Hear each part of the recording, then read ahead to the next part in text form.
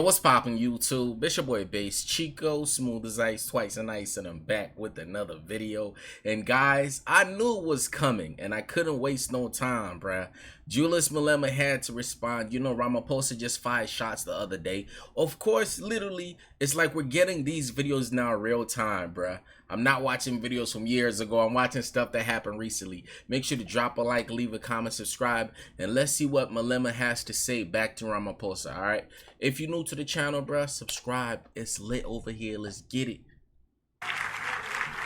We knew this was coming, bruh. Thank you very much, Speaker. Yesterday, the president of the GNU spent a considerable time saying that our input and contribution during opening of Parliament debate was playing the man and not playing the ball. Oh, the president wrongly. That's literally what Ramaphosa said. So Julius is going directly at him. This is interesting. Said that we previously insulted him by saying that his father was a police officer during the dark days of apartheid, and that even when such is a fact, he is proud that his father was a law enforcement officer of apartheid laws. Let's put the facts right in front of this parliament. We never... Yo, Ramaphosa finessed. I didn't know what type of police officer you were, bro, and what people you were working for. Not you were, your father was. All you said was, you know, you're proud to be the son of a policeman, but you ain't say he was working for them peoples now. Ever have made any reference to president's father in this parliament? Father was a law enforcement officer of apartheid laws. Let's put the facts right in front of this parliament. Okay. We never ever have made any reference to president's father in this parliament. And even if we did, it would have been a statement of fact and not insult. To say someone's parent is a nurse, it will never be used as an insult. Come on now. To say someone else's parent is a police officer can never be used as an insult. Right.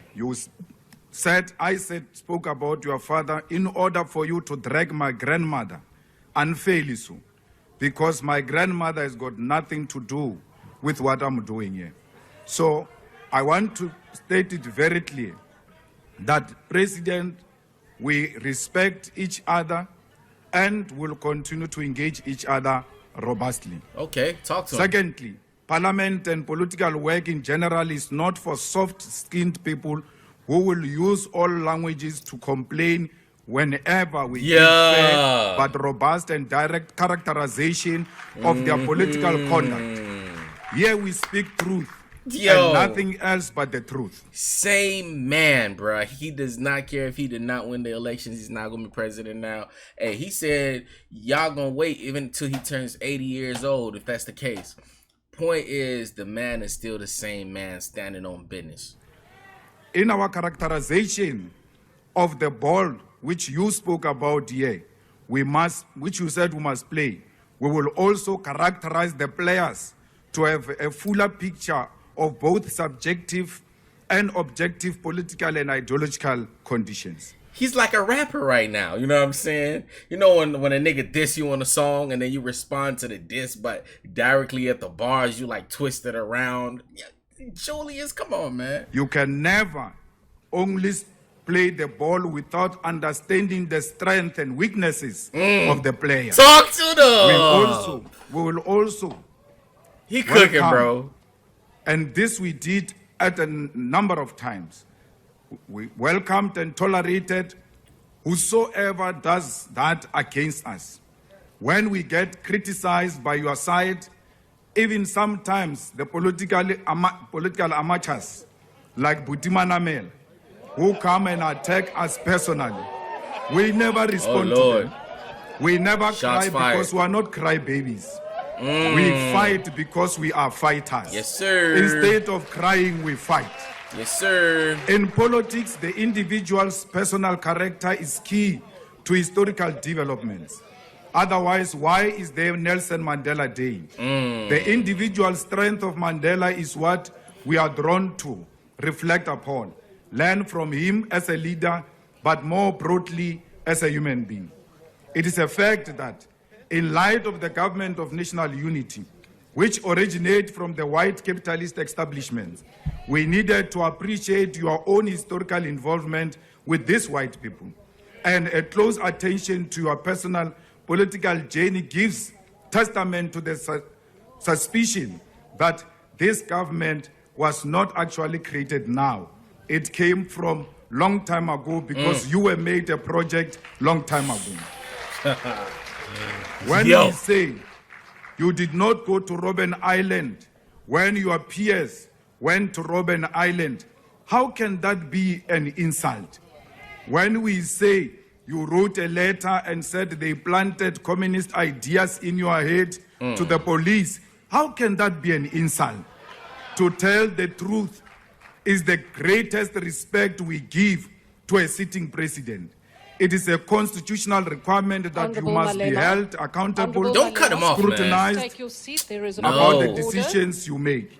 Please take your seat. There is a point of order. Let them- Honorable oh, point of Glakundi. order. I thought he was done.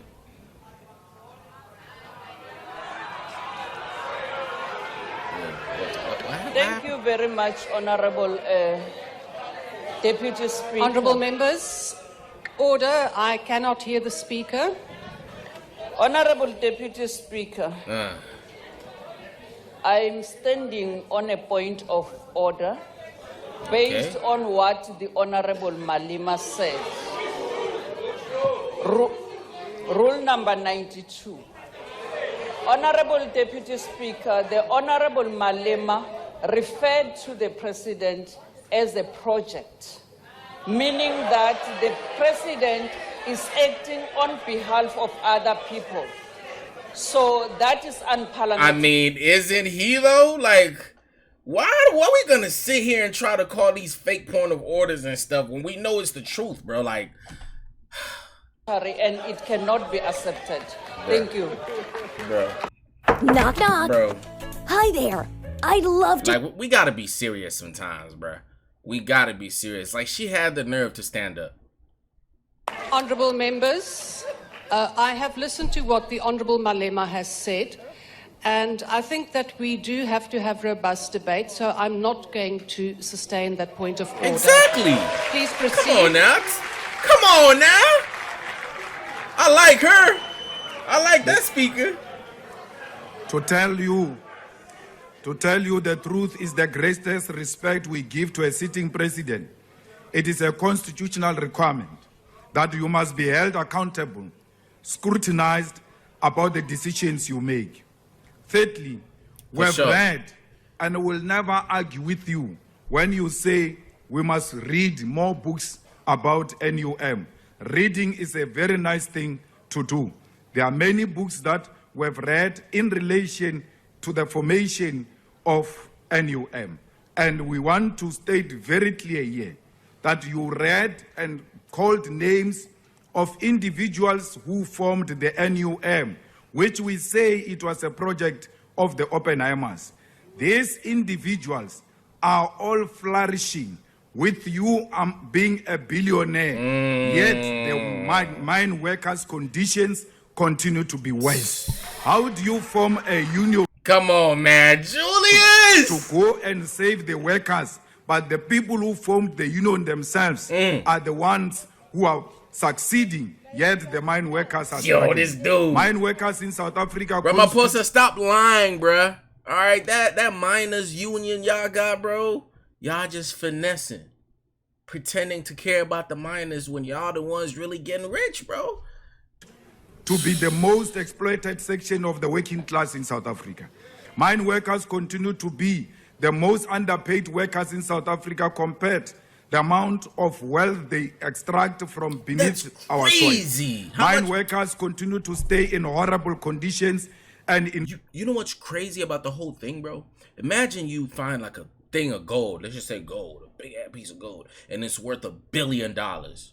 And instead of getting at least like $1 million or some, you gotta turn it into your boss, and then he cuts off a piece. He gives you $5,000 out of a big piece of gold that's worth $1 billion. He gives you $5,000. You know how informal settlement without water, Not even 5,000, roads, less toilets, than that. and without basic necessities. Mine workers continue to be the biggest victims of loan sharks, and with the biggest loan shark being Capitec. Mine workers continue to perish in occupational accidents. Solomon Nyerenda, Yvonne Mniz, and Pretty Winnie Nkambule are still trapped inside a container in Lily Mine after the accident that happened in 2016, 8 years ago. Oh, wow. Mine workers continue to live in communities defined by high levels of crime. When the mine workers I didn't know that. protested for a minimum wage of 12,500 per month in Marikana 12 years ago, you as a director and a shareholder of London Mine, you did not take the side of the workers. You called for concomitant action, and 34 workers were massacred by the ANC government in Marikana. Julius did his homework. If you formed the union for these workers, why is the conditions remaining the way they are? The union was formed to suppress those workers. The conditions of mine workers in South Africa is applicable to many other categories of workers in South Africa. A lot of workers in South Africa live in absolute poverty, and there is no hope that their condition will change under GANU. If the history and fiction that you tell about the NUM and mine workers is anything to believe, why are mine workers still trapped in the condition they find themselves in today? That's wild. Mr. President, it is only like, how long is it going to take for the miners union, you know what I'm saying, to do these things for these miners, you know what I'm saying, make some real changes around here? Almost a year since you went to Hammanskraal in June 2023 to admit to the people that you failed them after 31 people died after the cholera outbreak. To this day, the people of Hammanskraal still do not have clean, drinkable water. How can the president go into a place and find a crisis? Right. And when he comes out of that place, the crisis remains. It doesn't only remain, it becomes worse. Becoming worse than that. Like, what are you doing, bro? Help the people. You went to Alexander and promised people 1 million houses. When we remind you That's crazy. that you promised people 1 million houses, you are going to say it's an insult. It's not. Yo, 1 million houses? Where does Ramaphosa think this money is coming from? What kind? Are they going to be like little huts? If you're saying little huts, then you, nigga, 1 million houses with like the whole plumbing system and everything, electricity, 1 million, bro. You promised people that as part of your election campaign? That's insane. An insult. Ke nnete. Le tsamaile lo botsa batho maka ba Alexander la re le tla ba fa 1 million houses. Le mamotlhale le ntlo e tia le shidi asanga ya gagiwa after we ile kwa president wa botsa batho maka wa rutlo ba fa dintlo. O tsamaile mo le minister Mkhunu la ya Giyane la fitla la botsa batho ba Giyane la re you are going to get water, and if you don't get water, action is going to be taken. What action? Minister Senzo Mkhunu is still a minister. If there was any action, it was supposed to be on him because the people of Giyane don't have water.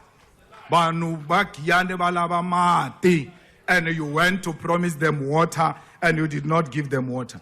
Here in Cape Town, you came here and established anti-gang unit. You said you are going to fight gangsterism here in Cape Town. After you left, the situation became even worse. Yeah, everywhere Today, he goes, they are more. It's like everywhere Ramaphosa goes and leaves, it just comes worse, bro. What's going on? My boy don't be helping. He just be passing through for them campaigns or something. The stations that are found here in the Western Cape, in Cape Town, which are involved in contact crimes. 4 out of 10 police stations in South Africa are found here, which are affected by drugs and gangsterism, which you said you formed a unit to deal with. You went to Mafike and called an imbizo and said the people must come and express themselves. Today, nothing has improved since you left Mafikeng. The people of Matlosana, Tswaing, Ratlo, Mafike, Madibeng, and others do not have water, do not have dignified sanitation, and do not have roads, clinics, and clean parks. But because you make promises and fiction in your mind, these people are imagining their daily struggles. Mr. President, what is even more concerning is that even your 7th administration is characterized by fiction, supported by prepaid mainstream media. You continue with promises that you do not follow up on. Okay. Just recently, you went to the people of Kariega in Nelson Mandela Bay Metropolitan Municipality and promised them temporary houses in 30 days after they suffered recent floods. These people are still waiting for houses. 30 days has gone and passed. Until we clarify the roles and intentions, we will never support this budget vote 1 on the presidency because it is a waste of government resources. A lot of money is being spent on useless things instead of redirecting those resources into the projects that are beneficial to the people of South Africa. We don't understand, why did you take intelligence and put it in your office instead of going to take the water crisis project of Hammanskraal and make it a presidential responsibility and deliver water? Let that water crisis sit in the office of the president if you mean it. We don't have a crisis of intelligence. That makes sense. That thing is imagination. The crisis is water in Guyana. Why is water not in the office of the president? Because that's what we are faced with. Now, for sure. Why is crime not in the office of the president? You have something called evaluation and monitoring, which can monitor itself. How can it monitor other ministries? It has got no capacity to monitor itself. So we are making a call that instead of having these useless departments in your office, bring police in your office, because crime is a serious issue in South Africa. Children are being killed, women are being raped. Those are matters that the president should be occupied with. Nah, for real though, like so much crime going on, like it's crazy, unimaginable stuff that you think only happens in the movie happening in real life, bro. And be worried about not this thing of wanting to be with your faction in your office, even when it is not helpful to you. Let's take serious responsibilities into the office of the president. Let us reduce the cabinet and do away with deputy ministers. What you did to Honorable Sihle Zikalala is painful, that thing. When you see Sihle sitting down on a chair and that white man of a minister sitting next to him, instead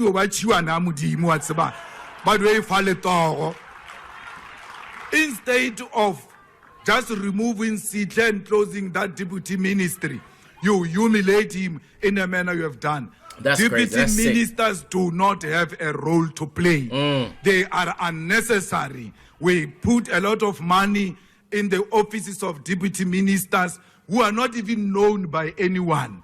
They walk around with bodyguards and people start asking themselves as to who is this one now with bodyguards. So we can save a lot of... He said you don't even need security, bro. Yo, the way he says it is like giving off a little funny sarcasm in it, but it's facts. He's just bold with it, you know, and he's blunt with it. Maybe that's why people don't like Julius. He's too blunt with it, bro. Money by reducing cabinet, what you need by that security for? Deputy ministers. President, nalwena reatompana ibile rinda pleke ti nalwena refitari go each other's house reaka mautu. We don't need cabinet we don't need parliament to make an appointment. When we want to see each other, we have done so before.